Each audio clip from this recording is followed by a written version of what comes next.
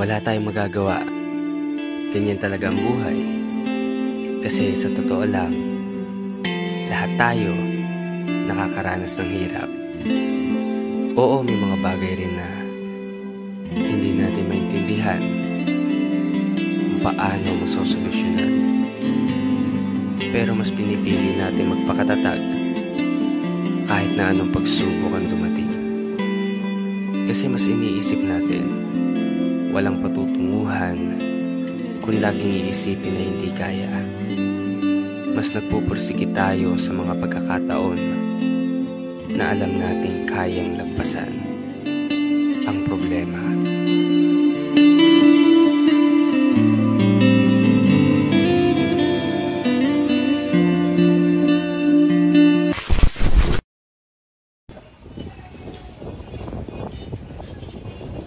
Ang bayan ay may kanser na panlipunan na kailangang ibilad sa templo ng sambayanang Pilipino. At sa hangganan nito, sisikapin kong maikintalang yung kalagayan, buong katapatan ng walang itinatanggi. Itataas ko ang lambong na nagtatago sa kalinisan na ipinagpakasakit ang lahat sa katotohanan, maging ang pag-ibig sa sarili, sapagkat bilang anak, talus kong ako man ay may sarili ring pagkukulang at katuwaan ang mga aklat ay nagkakaroon ng mga bagay na ngayon lamang ay may magsisiwalat. Napakaselan ng mga ito, kaya't sino man ay walang sumalang pinagsikapan kung isagawa ang ayaw isagawa ng iba. Sinikap kong sagutin ang mga paghamak na sa loob ng 100 taon ay naitambak sa atin at sa ating lupang sinilangan.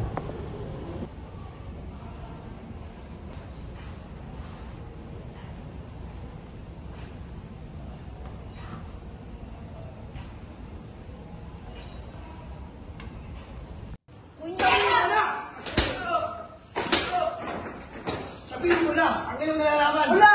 Wala ko nalalaman! At kung may nalalaman ako, di na sabihin! Mga hayop! Idiot!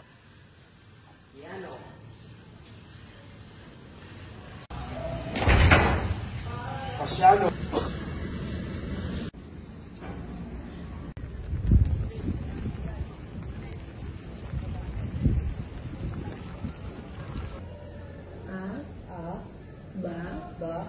C, D, E, F, E, IA, Cero, Advocate, Nostra, Elos, Tules, Mercedes, Cordes, Oculus, Agnus, Converte, Equestre, Benedictum, Victum, Ventres, Nueves, Exprimum, Nueves, Oclemet,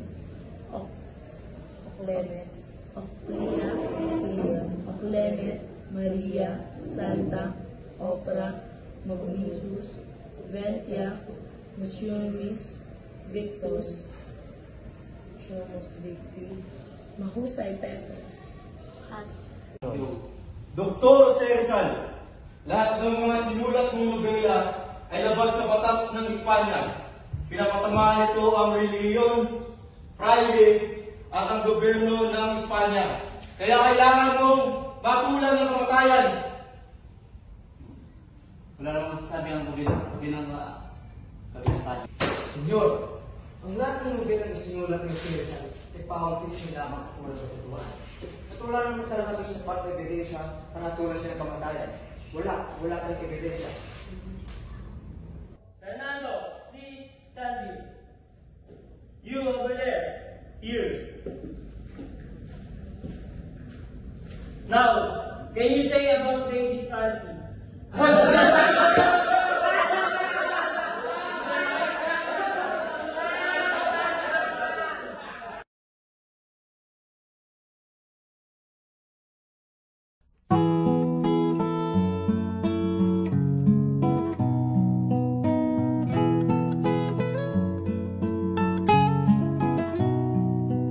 Sumibol sa isang panahong marahas, bawat pagsubok kayong hinarap, at hanggat laya'y di pa nakakamtan, buhay mo'y laging laan. Namumukadkad at puno ng sigla, tulad mo'y rosas sa hardinang digma, at di maiwasang sa'yo ay humanga ang tulad kong mandirigma. Ako'y nangangarap na ika'y makasama, taglay ang pangakong ingatan kita. Ang ganda mong nahubog sa piling ng masa, hinding-hindi kukupas, di malalanta.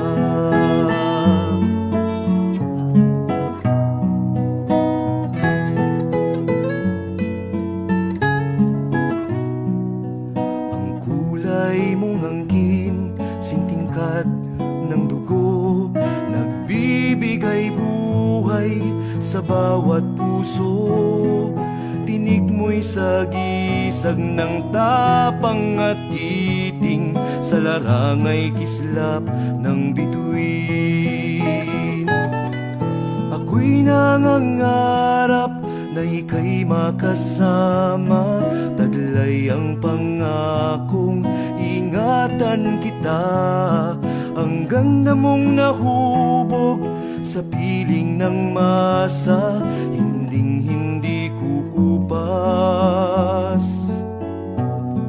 at di malalanta.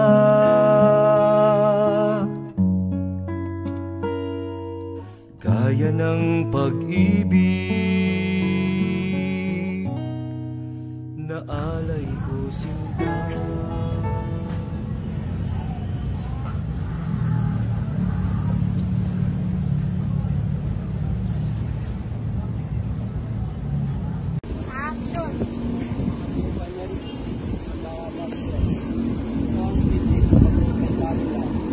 Hindi kaya may sanhi ito ng malaking gulo sa gagawin natin? Isipin ng mga Kastilang estudyante na kakalabanin natin sila. Tama! Sandali. Tahimik ang ating pamamaraan.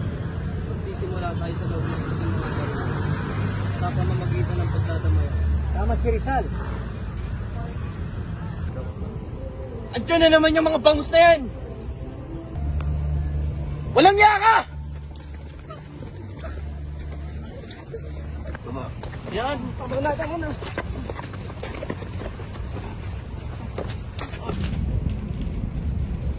Puusok na naman ang mga puwet na mga praile kapag nabasa ang mga nakasulat dito. Senyor Del Pilar, minsan ay naisip ko na sila naman talaga ang masugid nating magbabasa. Huwag kang magsalita ng ganyan sapagkat may mga naghihintay sa'yo na sa pangalawang nobela. Bakit ba hindi mo na kuwento sa iyong sarili?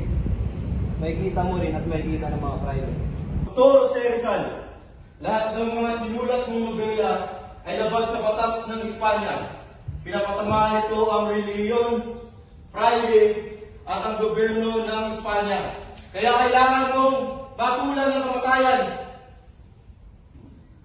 Wala namang masasabi ang kabilang Senyor, ang lahat ng nobelang isinulat ng si Rizal ay power fiction lamang at wala katotohanan.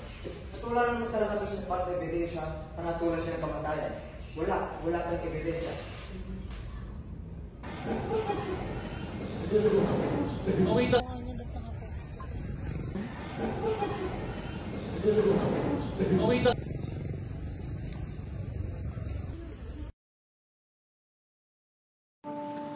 Farewell, dear fatherland, clime of the sun-caressed, pearl of the Orient seas, our Eden lost.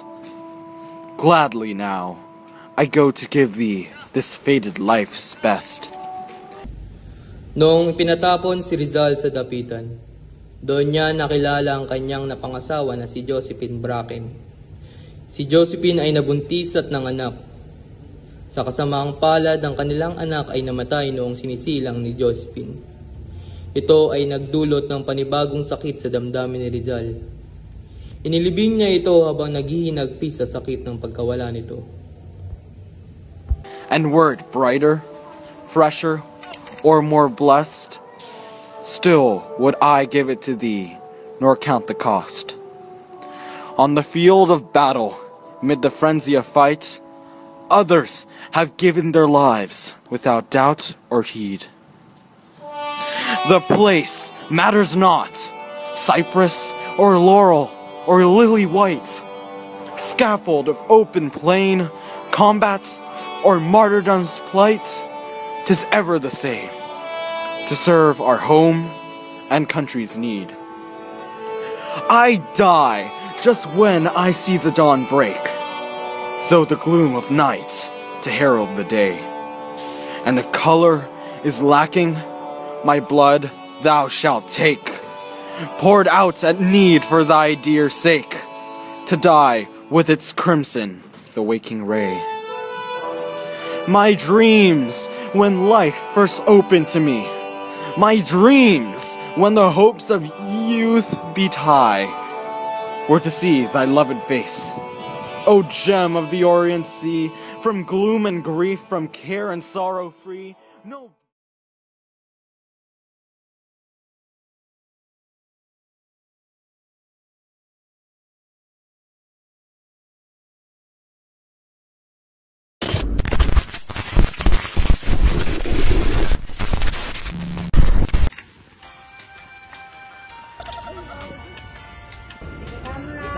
Go. Action. Kuya, bakit ako? Camera, action. Uy, layo nyo.